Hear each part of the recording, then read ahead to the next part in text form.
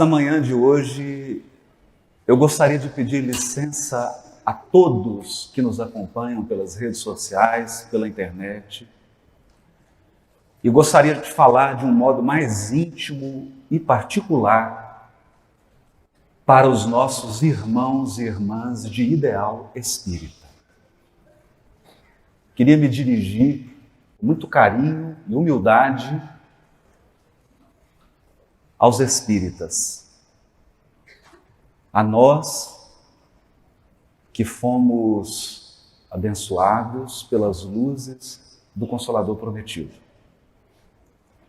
Portanto, é uma conversa mais íntima, mais voltada para o nosso grupo, para a nossa família espírita. Isso então me recorda o capítulo 6, versículo 9 da carta de Paulo aos Hebreus, quando ele escreve assim: mas de vós, amados, esperamos coisas melhores. Portanto, para um coração que teve a oportunidade de banhar o entendimento nas questões, nas lições de O Livro dos Espíritos, para aqueles que tiveram essa oportunidade, espera-se algo mais. A expectativa é maior, porque muito será pedido a quem muito foi dado. Por outro lado, nós não gostaríamos hoje de abordar esse tema de uma perspectiva da sensibilidade e da emoção. Eu gostaria de apelar para a fé raciocinada, para o bom senso, para a claridade do entendimento.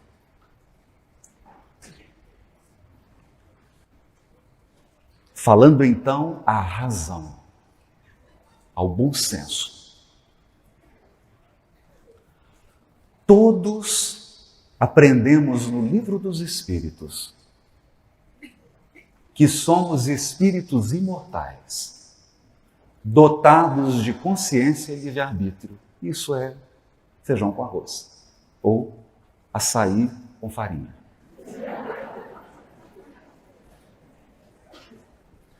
Todos sabemos, pela revelação espírita, que ninguém é criado puro ou iluminado. Todos os espíritos da criação infinita de Deus são criados simples e ignorantes, sendo que não há uma criatura sequer privilegiada que tenha recebido uma imunidade de evolução.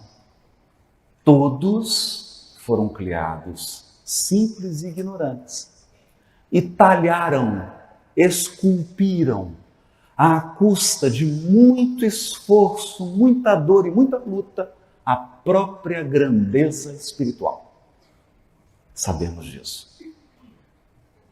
Sabemos também que uma criatura, uma consciência individual não cria a lei universal. A lei universal, que rege a criação infinita, foi estatuída pela inteligência suprema do universo.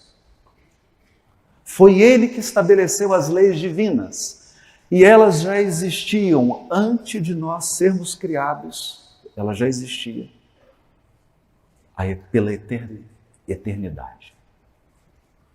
Pela eternidade. Nós aprendemos que não somos eternos, porque nós tivemos princípio.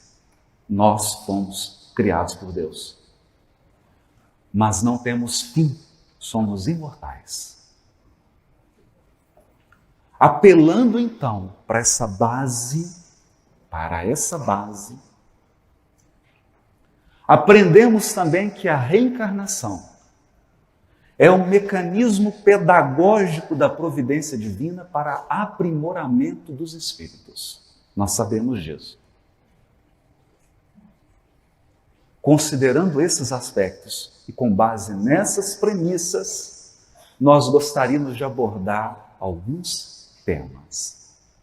Dentre eles, o Evangelho e, por fim, a pátria do Evangelho. Mas antes de abordar esses dois temas, nós gostaríamos de pontuar mais um elemento. Nem sempre aquilo que um encarnado valoriza é o que um espírito desencarnado valoriza. Por exemplo, nós valorizamos, às vezes de um modo distorcido e exagerado, o corpo físico. E um desencarnado não tem corpo físico. Nós, encarnados, sabemos que propriedades materiais e recursos financeiros concedem poder. Eu assisti a um filme com o João Gabriel e, num determinado momento, um super-herói, o Flash, pergunta para o Batman: qual que é o seu superpoder? Qual poder você tem? Ele fala: eu sou rico. Isso então reflete um valor do espírito encarnado. Porque, de fato, os bens materiais, eles abrem possibilidades no mundo físico. Muitas possibilidades. Possibilidades que podem ser utilizadas para o bem, para o auxílio, para o progresso, e possibilidades que podem ser utilizadas para o desvio, para a perdição espiritual. Porque os recursos materiais são forças neutras. Quem lhes dá colorido é a consciência espiritual que maneja esses recursos. Nós sabemos disso. Sabemos também que nem sempre, aquele que foi dotado na terra de poder, dinheiro, fama e beleza, alcança a pátria espiritual em situação favorável. Que tem muita gente bonita que chega no mundo espiritual e toma um susto. E tem muita gente feia, se Deus quiser, vai chegar no mundo espiritual. Vai ter uma surpresa agradável. Então, os parâmetros de avaliação dos espíritos não são os parâmetros de avaliação de um encarnado. Porque se você fizer uma pesquisa com todos os encarnados do planeta, vai coincidir alguns pontos. Por exemplo, qual encarnado que quer não ter recurso material? Não quer. Qual encarnado que não quer ser bonito? Jovem, magro. Eu lembro de uma amiga que me disse assim: para de pensar que mulher quer encontrar príncipe encantado. O sonho da mulher é comer e não engordar. Então nós queremos ser bonitos, termos recurso financeiro, termos acesso a poder e a influência. Poder e influência. Não necessariamente um poder político ou institucional. Influência. E fama. A glória pública, ainda que seja dentro da família, ou no bairro, ou na cidade. Esses são valores. E nós costumamos apreciar a palavra vitória, vencer, com base nesses critérios. É curioso isso, porque você fala assim: fulano é um vencedor. Por quê? Nossa, olha o patrimônio que ele acumulou. Então minha mãe é uma perdedora. Porque ela é analfabeta, não tem nada.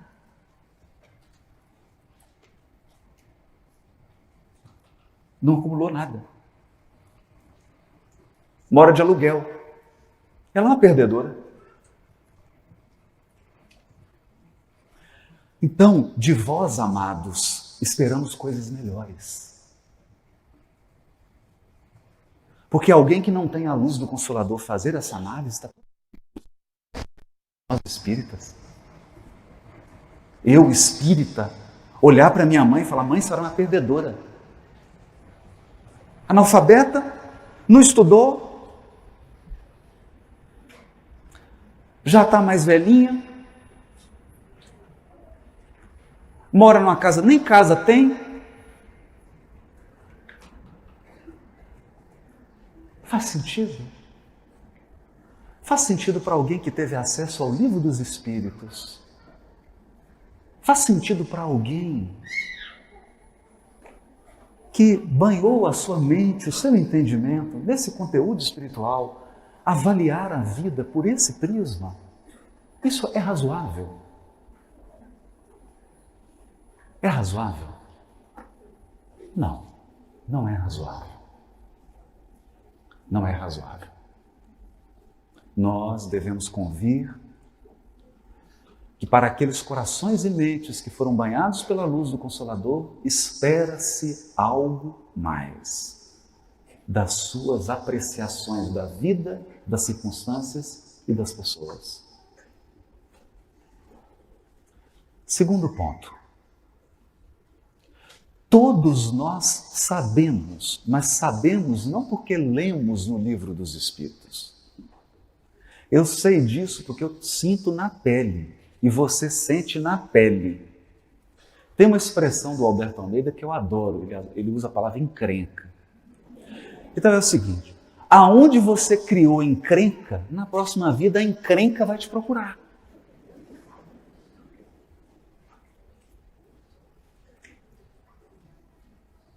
Então, amigo, onde você encrencou, você vai parar.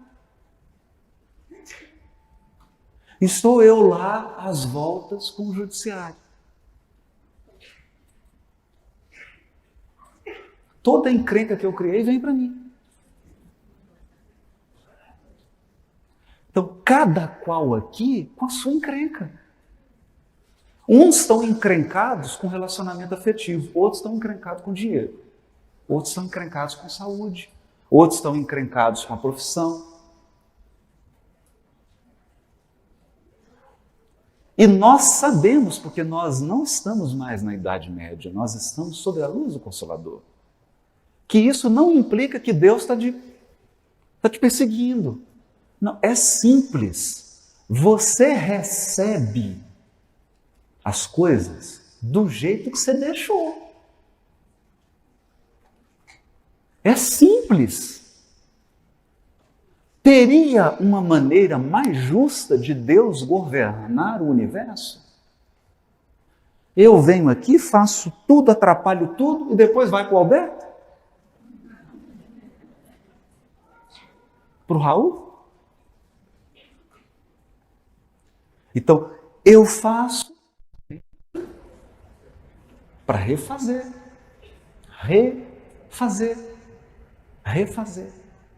Então, eu gosto de pensar a reencarnação assim, refazer. A reencarnação é a bênção de refazer. Agora tem o seguinte, tem gente que vicia em refazer. Então tem 20 encarnações que ele está com a mesma pessoa brigando e refazendo. A mesma situação. Isso nos lembra aquele cachorro correndo em torno do próprio rabo.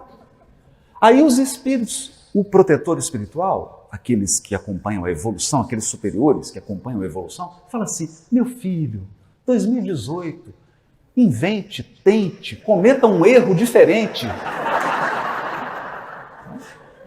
Diferente. É o mesmo erro, a gente já sabe o enredo. Você vai fazer isso, ele vai reagir dessa maneira, aí depois vocês vão trocar. O enredo é o mesmo. Muda o palco, muda o cenário, muda a época histórica, mudam as roupas, mas estão lá os mesmos espíritos seguindo o mesmo script, o mesmo roteiro interior. Esse é um ponto válido para a nossa reflexão.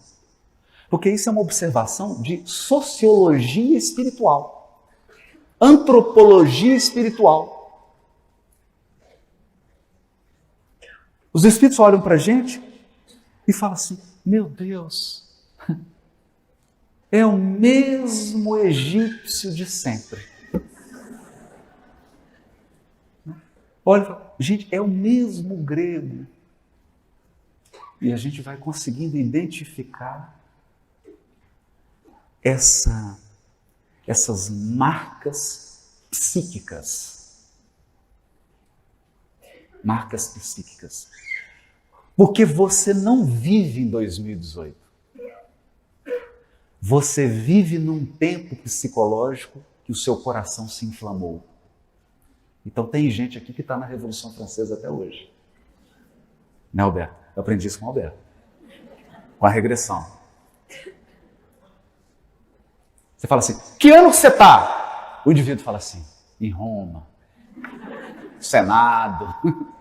Eu mandando, todo mundo obedecendo. A pessoa, ela está onde o coração dela se inflamou. E o coração dela revive aquela época. Então isso é uma dinâmica da evolução espiritual, nós sabemos disso. Nós sabemos disso. Mas o que acontece então com o espírito nesse círculo vicioso de erros? Desde as primeiras civilizações terrenas, nós, encarnados do planeta Terra, somente construímos civilizações e sociedades que são excludentes. Todas as civilizações planetárias que se ergueram e que eclipsaram, produziram os seus deserdados, os seus excluídos e os seus injustiçados. Todas. Todas. Ou será que a gente precisa lembrar? Eu vou precisar aqui perturbar o espírito de Gengis Khan para lembrar? O que Gengis Khan fez?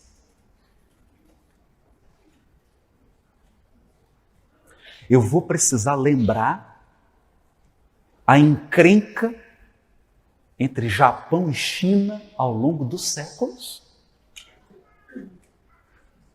Será que nós vamos ter que citar aqui os gregos e os persas? A pessoa vem e diz assim: nossa, a transição planetária está terrível. Está um conflito entre Ocidente e Oriente. Meu amigo, você não leu história, a guerra dos gregos e dos persas?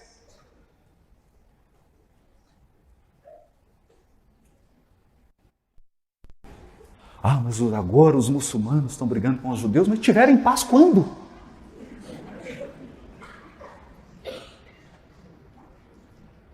Então nós sempre produzimos sociedades, comunidades e civilizações que produziram injustiça, violência, escravidão e marginalização. Até hoje, a humanidade terrena não foi capaz de construir uma sociedade justa e igualitária.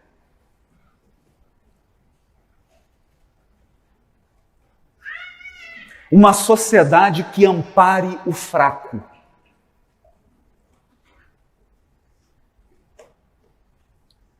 Uma sociedade que evite diferenças escandalosas, porque diferenças há. Diferença escandalosa, não deve haver. Uma sociedade que não tenha marginalizados. E, pasmem, uma sociedade que não tenha violência. Me citem um país do mundo que a taxa de homicídio seja 0. Por favor, gente. Me citem um país que não tenha nenhum homicídio.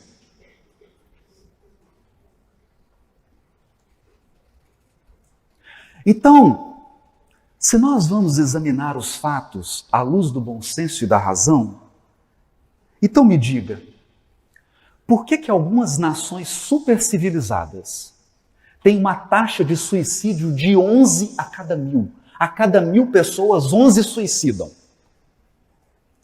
Países que não têm problema de saneamento público, não têm problema de infraestrutura, não têm problema de distribuição de renda, têm pouquíssimos problemas de emprego, a renda per capita é ótima, o país é maravilhoso, mas em cada 1.000 pessoas, 11 suicidam. Por favor, me explica isso.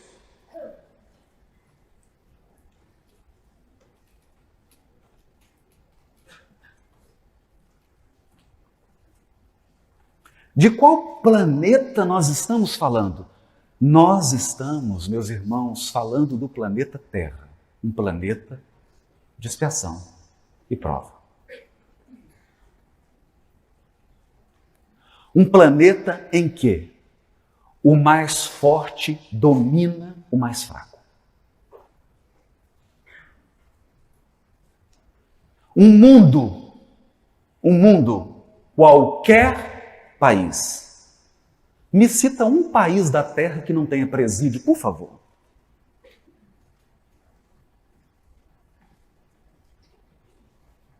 Por favor.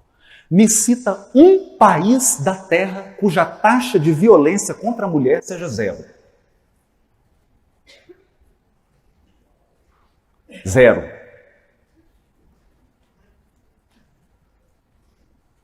Então, essas são as condições antropológicas e sociológicas do nosso planeta. Essas são as condições.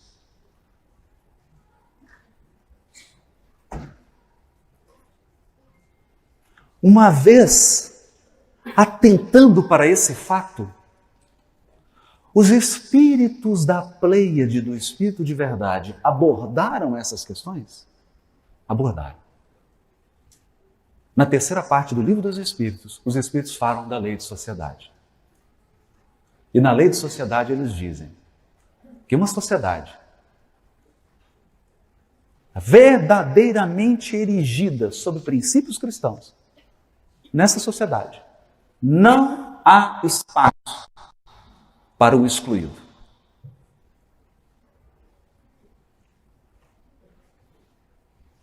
Os Espíritos abordaram. E foram mais. Os Espíritos diagnosticaram o problema da população terrena, porque aqui não é um problema do Haroldo, um problema do Ciclano, do Beltrano. É um problema dos espíritos que encarnam na Terra. Então é um problema coletivo. Isso significa que nós temos algo em comum. Tem uma coisa que nos une: orgulho e egoísmo.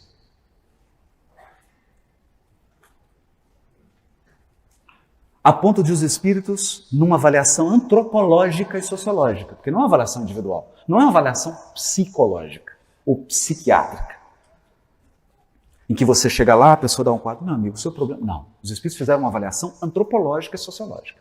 O problema da Terra, a chaga da humanidade terrena, é orgulho e egoísmo. Então você pode mudar a lei, você pode mudar governo, sistema político, sistema de governo, legislação, pode mudar a Constituição, pode tirar todos os políticos e colocar outro no lugar, pode mudar o sistema de voto, voto distrital, voto, o que você quiser. Enquanto tiver orgulho e egoísmo, vai acontecer a mesma coisa. Então, essa é uma avaliação lógica. a partir desta perspectiva, o governador planetário encarna. O espírito que governa o orbe encarna. Sabedor dessas questões sociológicas e antropológicas, onde Jesus escolhe para ser a pátria do Evangelho? A primeira pátria do Evangelho. Nós temos que ter atenção para isso. A primeira pátria do Evangelho é a Galileia. Sabe por quê? No capítulo 3 do livro Boa Nova, Jesus vai a Jerusalém e fica espiando. Ele senta em frente à maior instituição do povo hebreu, o Templo de Jerusalém. O Templo de Jerusalém, ele era Congresso Nacional, Supremo Tribunal Federal, Presidente da República e Banco Central. Por que Banco Central? Porque ao lado... Os judeus, os hebreus, né? Brigavam muito, faziam rebeliões, queriam sair do domínio romano. Então Roma construiu uma fortificação chamada Torre Antônia, com milhares de soldados romanos ao lado do templo, que era a principal instituição. Para quê? Para controlar. Fora a guarda do templo. Os guardas do templo, que eram milhares. Então Jesus senta e olha para aquela instituição. E um sacerdote então o procura, impressionado com aquela figura enigmática, e diz: Galileu, o que fazes na cidade? E Jesus responde: eu passo por Jerusalém procurando a implantação do reino de Deus. Eu acho que o sacerdote olhou e falou: esse Galileu comeu peixe estragado. Reino de Deus? Não há jocoso. Olha, não há já... Porque o Evangelho ele desperta uma certa ironia, um certo ar jocoso nesses valores humanos. Ele olha, mas reino de Deus? O que você pensa que venha a ser isso? O que pensas tu venhas a ser isso? Jesus responde: o reino de Deus é a obra divina no coração dos homens.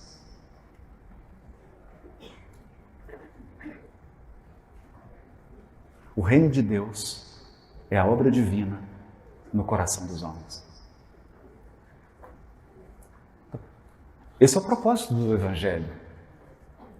Nunca Jesus disse que o propósito do Evangelho é criar um sistema econômico ou um sistema político, ou um limite geográfico, ou um tipo X de comunidade.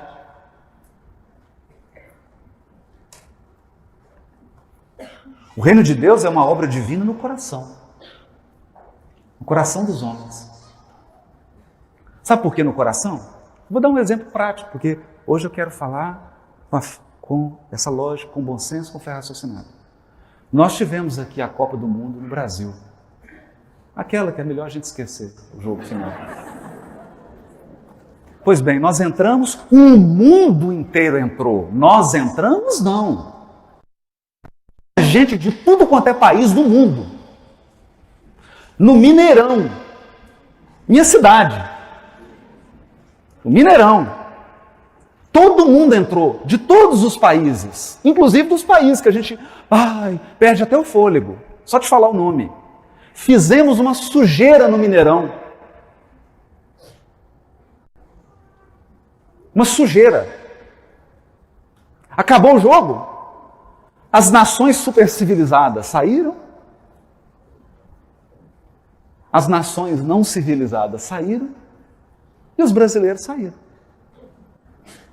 Ficou quem? Os japoneses. Catando o lixo no Mineirão.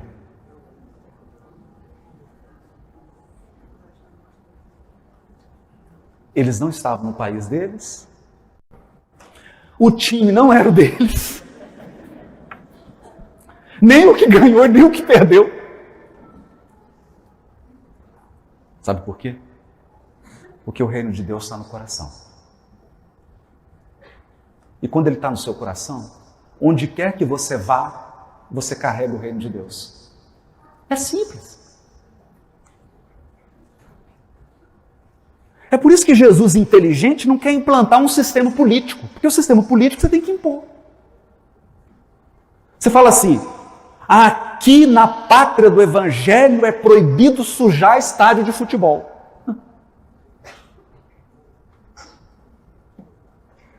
Adianta? Adianta? Não adianta.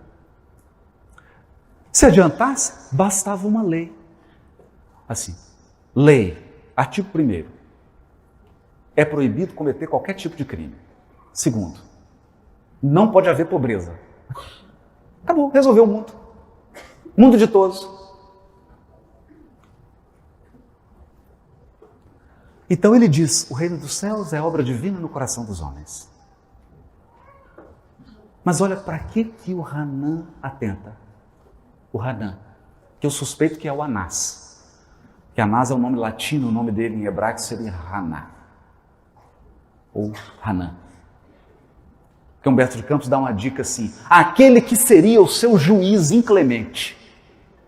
Olha isso.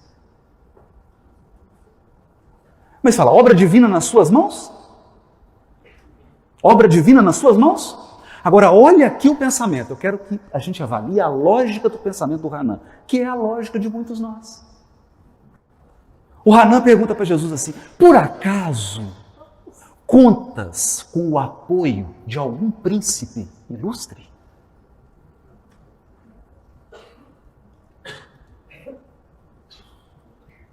Porque a gente fala assim, pátria do Evangelho, mas pátria do Evangelho. Por acaso, vocês contam com algum governo que não tenha nenhuma corrupção? Por acaso, vocês têm um sistema econômico em que não tenha nenhum pobre? Por acaso, vocês têm um saneamento básico no Brasil inteiro? Uma infraestrutura no país inteiro?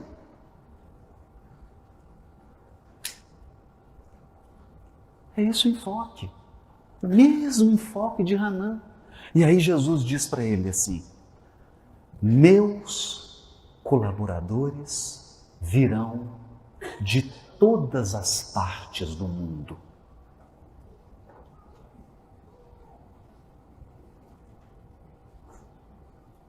Ah, você já acha que o Hanan se comoveu? De jeito nenhum. Disse, claro.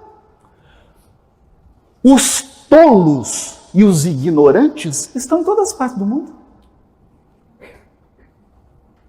Claro. Você vai vir, vai ter cooperador seu de tudo quanto é lugar do mundo, mas só ignorante e tolo. Mas, Galileu, por acaso já vistes alguma estátua erguida à base de lama?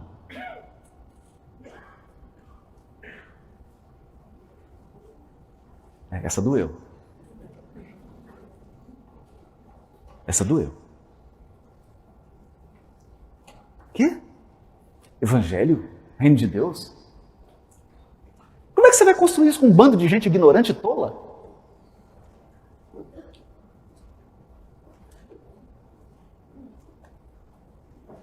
São duas perspectivas antagônicas. Mas olha a resposta que Jesus dá a Hanan. Sacerdote.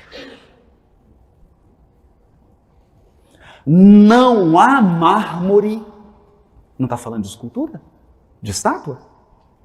Não há mármore mais puro e mais formoso que o do sentimento. E não há cinzel superior ao da boa vontade.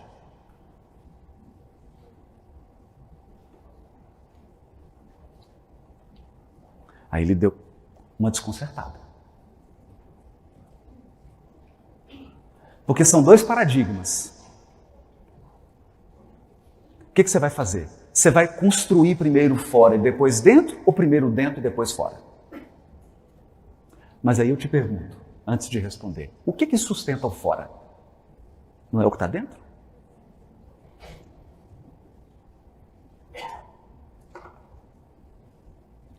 Então ocorre um fenômeno curioso. Às vezes você tira uma pessoa de um estado de dificuldade social. Mas as assistentes sociais aqui, né, presentes, sobretudo essas que aqui na Federativa, nas casas espíritas, nas instituições, temos aqui Jardim, Remanso Fraterno, sabem disso. Não adianta você acreditar que a miséria é só falta de recurso material. A miséria ela é uma estrutura psicológica, emocional, social, familiar. Ela é um conjunto. É um conjunto de práticas sociais. Então, não basta você dar o recurso material. A primeira coisa, a pessoa tem que se acreditar merecedora. Há um trabalho de recuperação de autoestima, de valorização daquela criatura, um trabalho de educação. Eu me lembro, minha primeira tarefa, há muitos anos atrás, uma galáxia muito distante, quando eu cheguei no grupo espírita, meu primeiro trabalho espírita. A gente picava, fazia sopa, Loreto Flores, bairro Santa Inês, em Belo Horizonte. Picava a sopa. Enquanto estava fazendo a sopa, foi assim que eu comecei. Eles me colocavam para entreter, não era nem para fazer palestra, não. Entreter as assistidas. Porque enquanto estava fazendo a sopa e dava o passe e tudo, aí alguém tinha que ficar entretendo. Vamos falar alguma coisa, né? Então eu fui convivendo com aquelas mães, 5 filhos, o marido abandonou, aí uma é traficante, outra não sei o quê, foi assassinado. Você vai convivendo com aquela dor. E você vai percebendo que a miséria está muito além de falta de recurso. É uma estrutura, ela mora numa comunidade que reproduz. Ela está numa família que reproduz valores opressores. Ela tem uma constituição psíquica e psicológica que reproduz. O problema é gravíssimo. Não é só dar a cesta básica. E eu ouvi o drama daquelas heroínas. Uma mãe, 5 filhos, 3 foram assassinados no tráfico. E as 2 filhas que sobraram estavam se prostituindo. Porque naquela época, o sistema era assim. Menino ia para o tráfico, menina ia para a prostituição.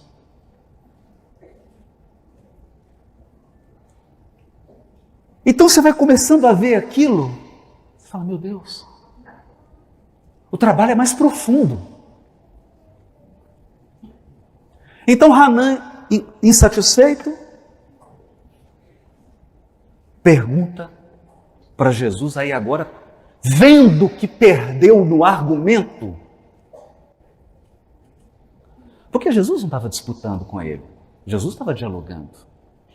Por isso Kardec escreve no início da Revista Espírita, discutiremos, mas não disputaremos. Nós não estamos aqui para disputar. Porque disputa tem que ter um vencedor e um perdedor. Discussão só tem vencedor. Eu discuto, troco ideia, aprimoro meu pensamento, o outro vem, traz uma pecinha, você fala, nossa, que conversa boa, que coisa gostosa, só sai vencedor. Mas ele entendeu que era uma disputa, então ele tinha que vencer. Como ele perdeu, porque o argumento de Jesus é irrefutável. Meus irmãos, irrefutável. Olha, todos os sistemas políticos, sejam socialistas, comunistas e capitalistas, qual deles produziu uma sociedade justa e igualitária? Nenhum.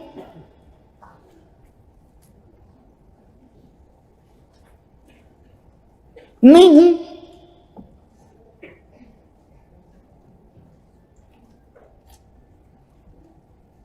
Porque a base começa no sentimento, na estrutura do ser. Querem ver? Uma senhorinha me contou, estava andando em Uberaba, e encontrou com o Chico num lugar que vendia verdura. E o Chico estava comprando tomate. Gente, essa história eu fiquei abalado com ela. Eu já não consigo mais comprar tomate depois dessa história. O Chico estava comprando tomate, ele pegava um bom e um ruim.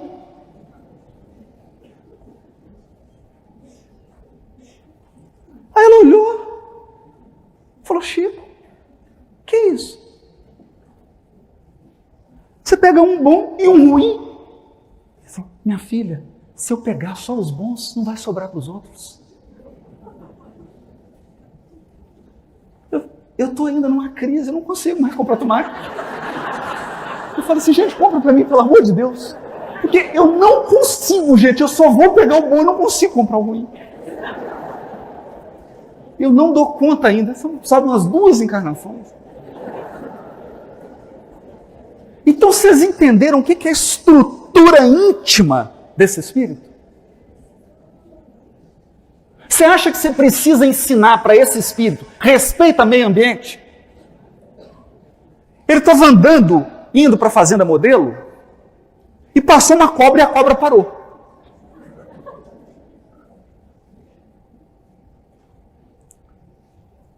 Se fosse eu, você dá aquela arrepiada básica da evolução primária, olha, já tem um porrete, não é? Mata a cobra e mostra o pau. O que o Chico fez? Minha irmã, eu preciso trabalhar, preciso chegar no trabalho. Começou a conversar com a cobra. Ah, não dá. Não dá. E conversou, e a cobra, sei lá, se entendeu. Eu sei que o magnetismo dele deve estar envolvido, a cobra deve ter pensado assim: doidinho, foi embora. Não é? Quando ele, outra vez, também umas coisas que parece que é obsessor, né? Querendo atrapalhar. Um cachorro bravo para e começa a rosnar, e o Chico: meu irmão, eu preciso passar, eu preciso ir, preciso voltar. E o cachorro, ele falou: faz o seguinte, se você me deixar passar, eu te dou toda a carne que eu tenho em casa. Você vê como é que o bicho é inteligente, né? E o cachorro parou de rosnar e foi acompanhando o Chico. Ele chegou em casa. Quem me contou? Gente, eu tinha lido essa história, mas a irmã do Chico me confirmou. Eu almocei com ela, lá em Pedro Leopoldo, eu e Arnaldo. E ela me contou. E o Chico chegou, meu filho, e começou a pegar a carne e jogar numa bacia. A carne. Eu falei: Chico, você está ficando doido, meu irmão. Nós vamos ficar sem comer carne 1 mês. Aí ele deu, pôs toda a carne, o cachorro mandou brasa. Aí o Chico abriu o armário, ela falou: a lata de sardinha não, pelo amor de Deus. Não dá a lata. E o Chico falou: eu prometi toda a carne. E jogou a sardinha. Porque não há mármore mais puro e mais formoso que o do sentimento. E não há cinzel superior ao da boa vontade. Portanto, quando Jesus olhou para Jerusalém e viu que em Jerusalém predominava o paradigma Hanan, em Jerusalém predominava o paradigma Hanan, ele falou assim: eu vou para Galileia.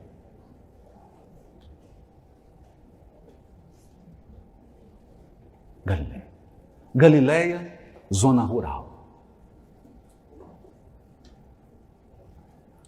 Lugar de gente ribeirinha, dos ribeirinhos.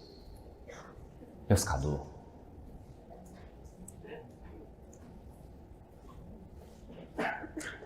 Gente que não tem sobrenome importante. Só tem nome. Gente que não pôde frequentar o ensino formal.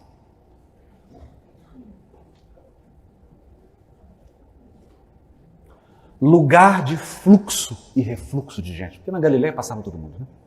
Galileia era a casa da mãe Joana, mas não é Joana de Ângeles, não. Casa da mãe Joana. Tinha de tudo. Escolheu lá.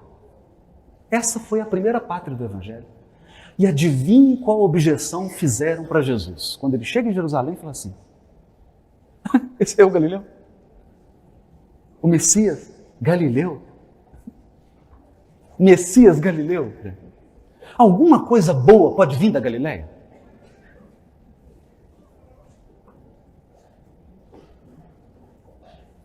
Alguma coisa boa pode vir daí?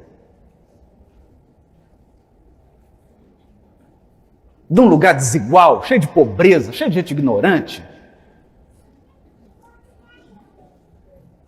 Não é? Nós tivemos um humorista genial nesse país, foi Chico Anísio. Tinha um programa que eu adorava dele, que era aquele Odeio Pobre. Odeio Pobre! Não é? É isso. Agora, amados, de vós esperamos coisas melhores. Hebreus 6, 9. A segunda pátria do Evangelho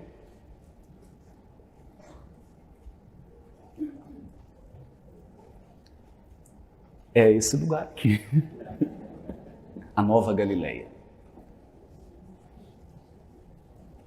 A Nova Galileia.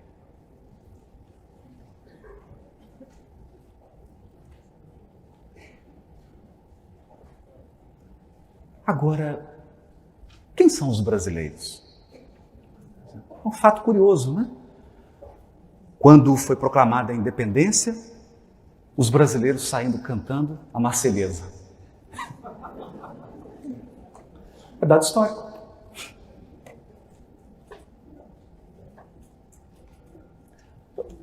Gente,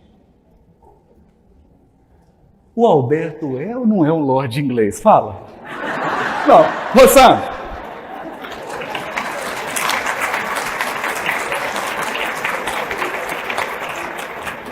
Gente, a gente olha assim para ele. É bacana demais. Você vê um britânico aqui comendo açaí?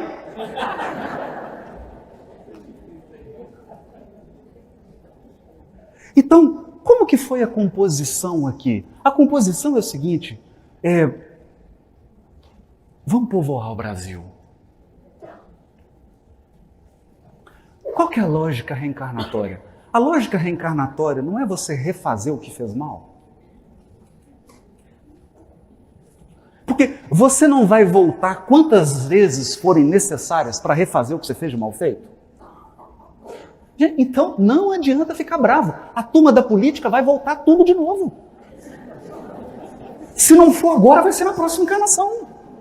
Não tenham dúvida. Alguém aqui com o livro dos Espíritos na mão pode dizer o contrário? O que acontece com o espírito que chega no plano espiritual? O amigo olha para ele e fala assim: ai, rapaz, você desviou merenda escolar, filho. Aí você pegou pesado. Pegou pesado. Pois é, e agora o que eu faço? Agora o que você faz? Vai ser político de novo no município. Porque vai ser palestrante? Não tem jeito. Como é que você vai refazer esse mal feito sendo palestrante? Você vai ter que voltar para o mesmo ambiente que eu digo de conjuntura, não de local, para recompor o destino. Isso é reencarnação. Então, espere.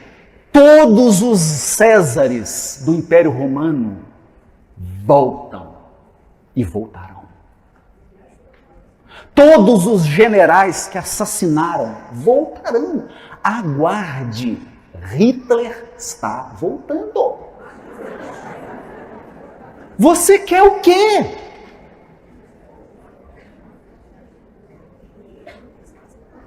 O que você espera, pelo amor de Deus, meu irmão? Então, no capítulo 5 do livro Boa Nova, Ismael pega todos os políticos corruptos, perversos, déspotas, tiranos, de mau caráter, que estavam cometendo erros há 2.000 anos, 3.000 anos, e trouxe tudo para a pátria do Cruzeiro.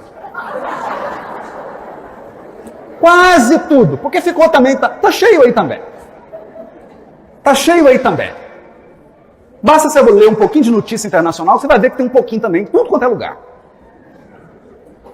Pegou aí veio uma turma que eu não tenho medo desses espíritos que caíram na política. Essa turma não é tão perigosa assim. Para mim, a turma do perigo mesmo é a turma da religião. Gente, porque você já viu político bomba? Não tem político homem bomba. Já viu, Roberto? Algum político falou, sou político homem bomba. Eu vou explodir a mim, a todo mundo aqui, porque o partido... Não existe político bomba. Só existe religioso homem bomba. Aí pegou a turma lá, pessoal das cruzadas, pessoal da Inquisição. Da Inquisição. Bem, está terminando já. Eu vou falar isso aqui, mas abafa o caso. Eu acho que o Raul vai concordar comigo. Gente, a turma da Inquisição espanhola parece que encarnou tudo no Brasil. E a sensação que eu tenho é que está toda no movimento espírita.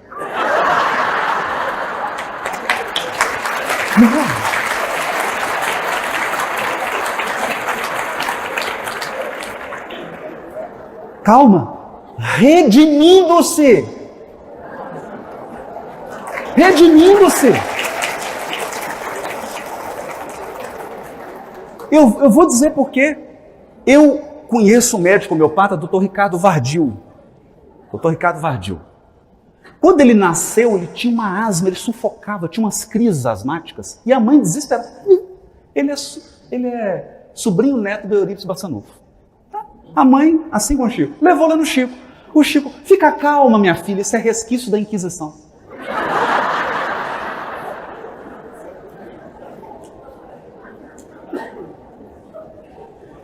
Eu não tenho dúvida que era uma criatura pura e amorosa e dócil na Inquisição espanhola. Não tenho a menor dúvida. Quando meu filho nasceu, aí ele foi crescendo, certo dia, alguns anos atrás, ele virou para mim e falou assim, eu falei, filho, estou no país, estou mostrando a praia, a Disney.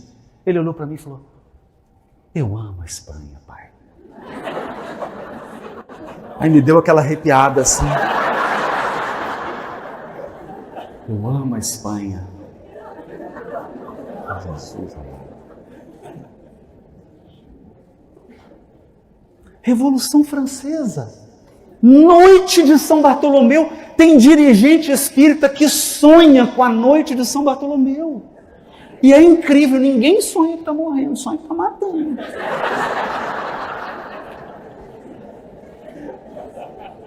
Sonha que está matando. É curioso, o movimento espírita é um movimento curioso. Curioso, porque você sai andando pelo país e conversando com o espírita, eu já encontrei vários Césares, imperador Adriano, Calígula, Nero, já encontrei as rainhas, e é só aquelas rainhas déspotas.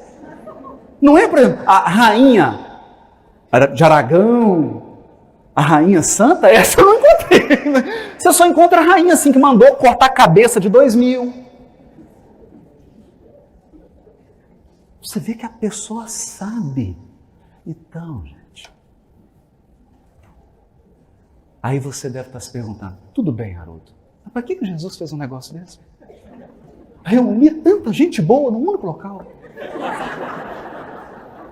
Qual que é a estratégia?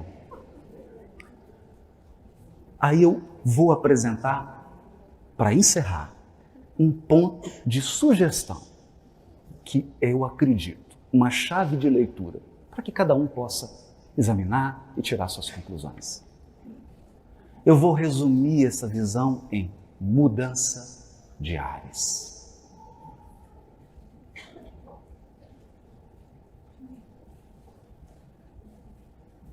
Mudança de ambiente. Um sujeito chega aqui Ele está acostumado com aquele clima já com ar-condicionado natural. Chega aqui aquele clima ameno de 40 graus. 3 horas da manhã, o termômetro bate 28. Aí ele vem e olha para esse rio. Aí uma índia tá com um açaí na boca dele, ele se apaixona para sempre com o açaí. Conhece a suprema evolução do peixe, o filhote. Começa a comer tapioca.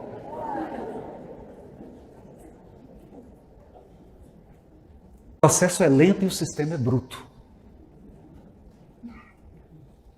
É lento. Lento. Mas nós, que temos a honra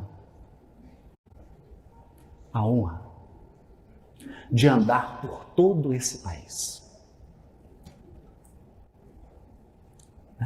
Aqui o Raul, que conhece tudo, né? E que vamos olhando para a dinâmica desse povo, para as loucuras desse povo. Você chega à conclusão que tinha que dar uma bagunçada mesmo. Essa bagunça era necessária para dar flexibilidade. Porque a maioria dos nossos erros cometidos foi por inflexibilidade, rigidez.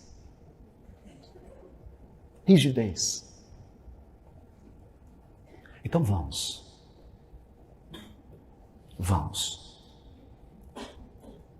Porque de uma coisa eu tenho certeza.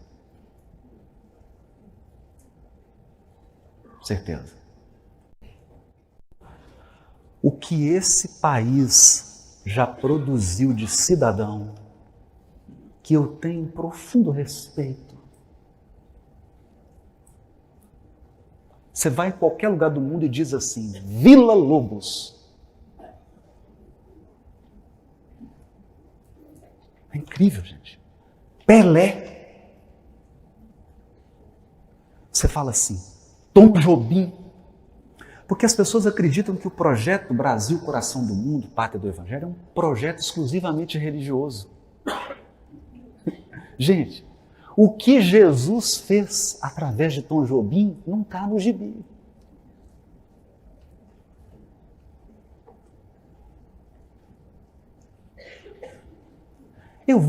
Para encerrar, só para a gente ter uma ideia.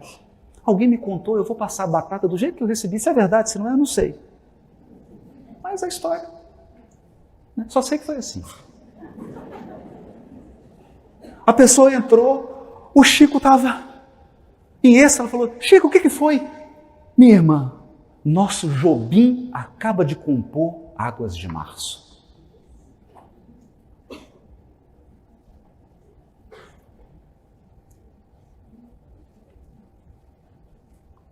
Então você pensa no Ariano Suassuna, no Darcy Ribeiro, no Paulo Freire, em músicos, artistas, escritores, e mesmo os políticos, os verdadeiros, aqueles grandes que a gente já teve orgulho de tê-los.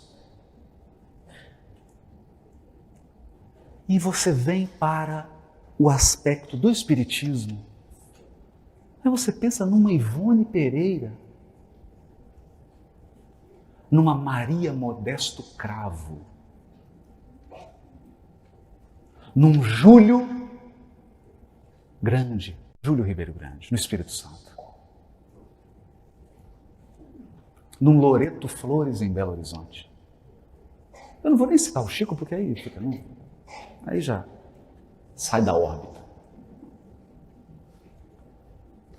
Essas criaturas que teceram, nós só estamos aqui com esse auditório cheio por causa dessas criaturas. Vamos pensar nisso? Não é, Nádia? Porque essas criaturas seguraram a tocha. Então, amados, de vós esperamos coisas melhores. Vamos aproveitar a bênção dessa encarnação. Vamos primeiro redimir o nosso espírito. Depois nós vamos mudar a sociedade brasileira. Fica combinado assim. Primeiro você resgata. Primeiro você resolve suas encrencas. Ou encrencas. Resolve. Aproveita a dádiva, a bênção. E depois você se engaja, porque você será requisitado. Numa próxima encarnação, você vai ser requisitado para a política, para a economia, para o urbanismo, para as artes, para a saúde, para o sistema legal e jurídico. Você será requisitado. O projeto é gradativo. Agora pensemos, talvez, sobre a ótica de Jesus. Enquanto você está vendo bagunça, o mundo espiritual está vendo saneamento. Essa turma está aqui e a gente vai lidando com ela. Vai saneando. Então eu venho tocado e quero me despedir dizendo o seguinte. Essa foi a palestra que mais me preocupou. Eu vim sexta-feira de Belo Horizonte, aqui para o norte, 5 palestras para fazer. Essa é a última. Tem agora uma mesa com meu amigo, meu irmão, Rossandro.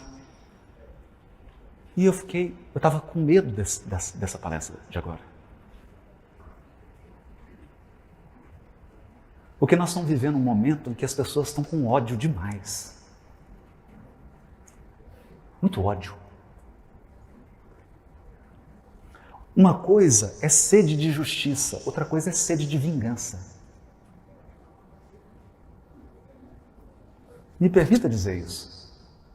Quem vinga se iguala ao criminoso. E uma das coisas que eu tomo mais cuidado na minha profissão de juiz é para não passar do limite, porque senão eu viro um criminoso. Se eu aplico uma pena injusta, eu sou um bandido. Porque eu estou usando meu cargo para acabar com a liberdade de alguém.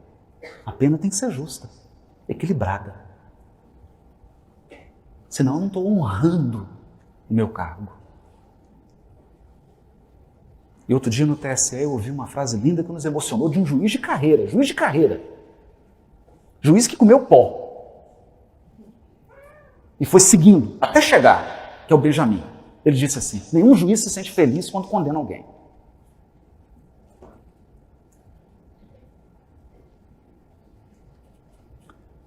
Então nós estamos sendo estimulados a acreditar que se produz transformação e mudança com ódio. Gente, ódio não produz nada. Será possível que nós vamos esquecer o exemplo de Nelson Mandela? Nelson Mandela pegou uma África do Sul em frangalhos depois de uma injustiça que é o apartheid, uma estupidez da humanidade. Porque a humanidade terrena é conhecida pela sua estupidez. Tem coisa mais estúpida do que o apartheid. O Nelson Mandela assume e faz um governo de paz. Não de ódio. Ainda disse para os sul-africanos, se nós implementarmos o olho por olho, dente por dente na África do Sul, seremos uma nação de cegos e de banguelos. É isso que nós queremos para o Brasil? Uma nação de cegos e de banguelos? Então, vamos construir com equilíbrio, com energia. Energia, sim, na justa medida. Com certeza. Justiça? Sim. Mas equilíbrio, postura, dignidade. Construir com equilíbrio. Sobretudo nós, amados espíritas. porque de nós se esperam coisas melhores. Então eu vim acabrunhado para fazer essa palestra. Mas aí eu passei por Macapá. Encontrei a Ana, o Felipe. Fui para uma vila de pescadores, comi o peixe. Vim aqui para Belém, que já tinha encontrado com o Alberto aqui no jardim. E fiquei olhando esse norte do país. E agora que já acabou mesmo a palestra, eu já passei de todo quanto é tempo, mas estou acabando mesmo, eu vou ser bem piegas. Eu cheguei lá no Marco Zero e mentalmente eu fiz uma prece. Oh, Senhor, obrigado por ter ocultado essas coisas dos grandes e poderosos e tê-las revelado aos pequeninos. Obrigado, Jesus, por ter escolhido essa nação pobre, maltratada, cheia de idiosincrasias. Porque, meu irmão, minha irmã, se você está aqui no norte desse país, com esse rio, com essa bênção da natureza, com essa bênção de afetividade que é esse povo do norte, não estou falando de anjo, não, pelo amor de Deus, gente. Estou falando de gente. É gente. Gente afetiva, gente simples, gente bruta. Bruta no sentido gostoso. Não é gente artificial. É gente. Se você não der certo agora, amigo, prepara suas malas para o planeta de degredo, porque não tem jeito. Não tem.